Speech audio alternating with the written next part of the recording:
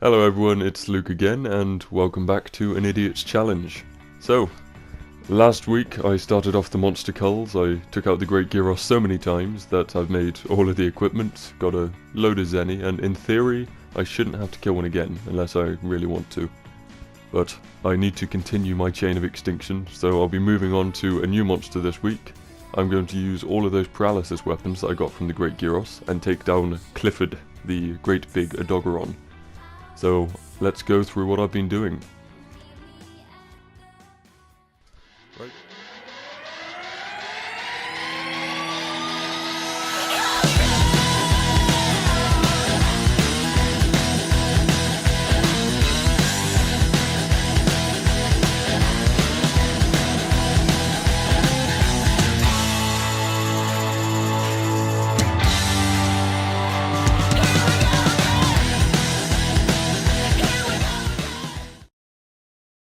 Right then, so the Odogaron is the apex predator of the Rotten Vale, and if you haven't faced him before or experienced him, he can be quite an intimidating monster. It's best known for its lightning fast attacks, its ferocity, and its unique ability to make you bleed. This coupled with the effluvium in the Rotten Vale is a real double whammy that can take you out without realising. My personal introduction to the Odogaron was an unusual one. You see, a friend of mine had been playing Monster Hunter World before me, and when I met up with him, he decided to describe the Odogaron to me, and in his own words referred to it as a giant, red, venomous saber-toothed cat. So the ideas I had going through my head were something akin to Alvina from Dark Souls, or the Cheshire Cat, but bigger and more red and angry. So you can imagine my confusion when I saw the Odogaron myself and realised that it was not a cat, but it was in fact a dog. And then I realised that it had the word dog in the name, and that the optional quest to capture one was called Man's Best Friend, as well as many other notes in the quest descriptions that referred to it being a dog. So I still mock my friend for this, and I do feel he might have potentially ruined the design for Odogaron for me, because I do like the design. I don't feel it's ill-fitting for Monster Hunter, but I do think my design was cooler in my head, and I am a little bit disappointed. But either way, design aside, I should probably run you through how I prepared for this week and the equipment I've been using. Let's have a look.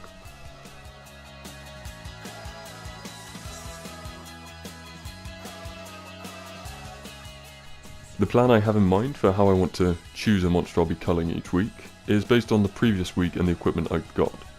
So it just so happens that the Great Gyros weapons are brilliant at paralysing, and that's the Odogaron's primary weakness other than ice. It's quite crazy how susceptible this guy is to paralysis.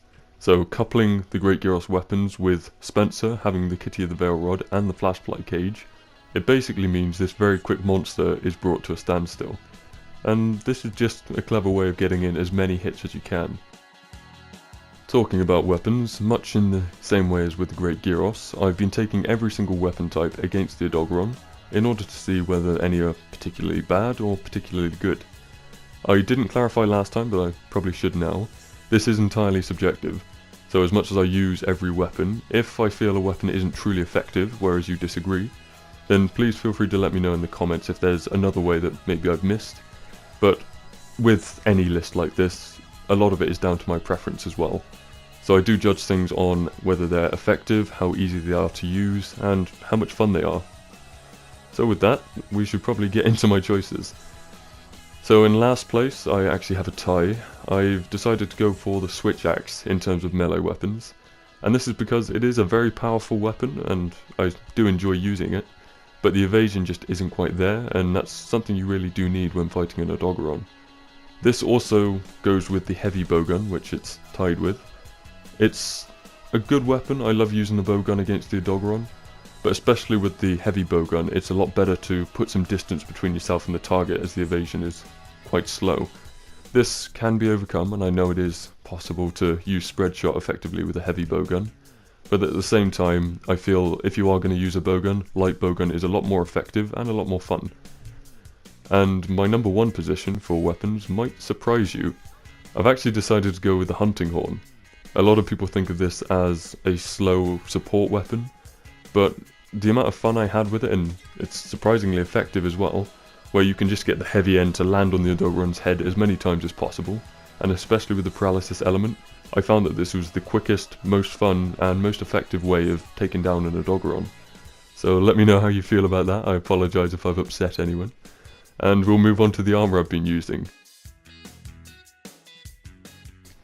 So for this week's cull, I've actually made two armour sets. One is a slightly more risky, more fun armour set that plays off the bleed element, and the other is much safer and probably much more recommended, but isn't quite as interesting. So they both come with earplugs level 3, defense boost level 3 and paralysis attack level 2.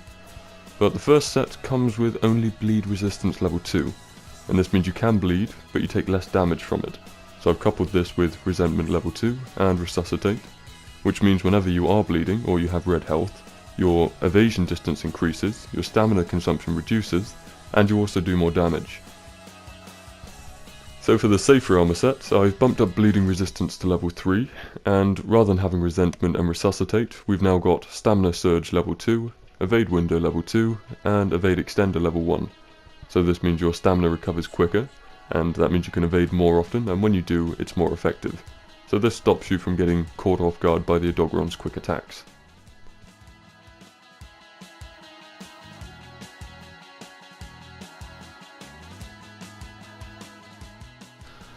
This week's challenge was significantly more difficult than last week's. With the Odogaron being an apex predator, its materials are quite prevalent, not only in its own equipment, but in many other pieces as well. So we've taken down a much wider variety of monsters, including 3 Elder Dragons for this one, and we've made quite a lot of gear. So we've made 2 full Odogaron armor sets, and we've made 4 pieces for the vale armor sets and the Xeno'jiiva armor sets. Along with this, we've made 5 fully upgraded Odogaron weapons, and the full roster of Kulu-Yaku weapons as well. We've also made 2 full Palico armor sets, both low and high rank, and 4 fully upgraded charms to go along with it. So this is an awful lot of stuff, and we've had to take down 65 Odogaron in order to complete the full equipment set. I will say that the last 20 of those Odogaron were probably just in the pursuit of 2 Odogaron gems. In the end, I managed to get 1, and I gave up for the last one and chose to use a gold Wyverian print, only to realise that I had 2 the entire time. So I was kicking myself for that.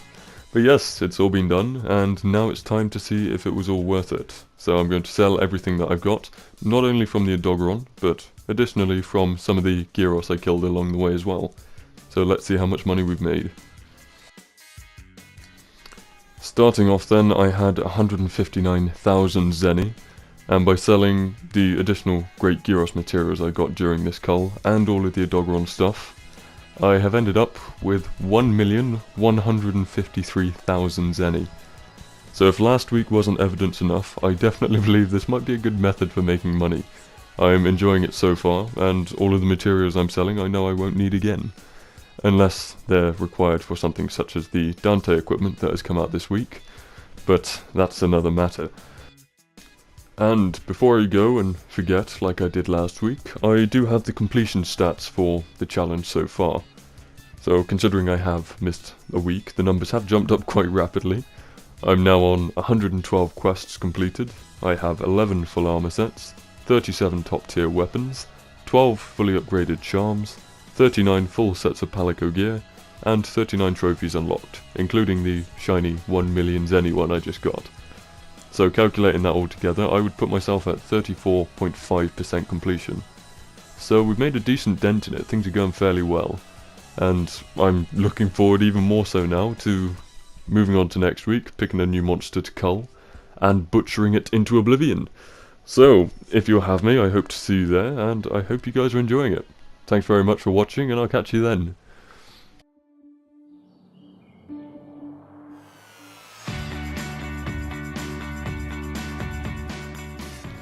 Not only that, but the optional quest to capture one is also called Man's Best Friend, as well as many other Oh, fine. Okay. I'm leaving it in anyway, because it's close enough. People understand it.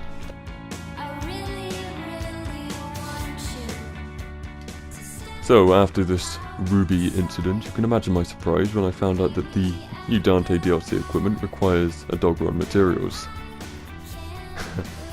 I swear Capcom is just trying to fuck me at every corner. But hey ho, the show must go on. I'd say the only way it could be comparable is that effluvium is basically carbon monoxide and Odogaron is some random stranger in your house trying to shank you while you've got carbon monoxide poisoning. I'm not following any script here, but it is 11 o'clock and I'm fucking exhausted.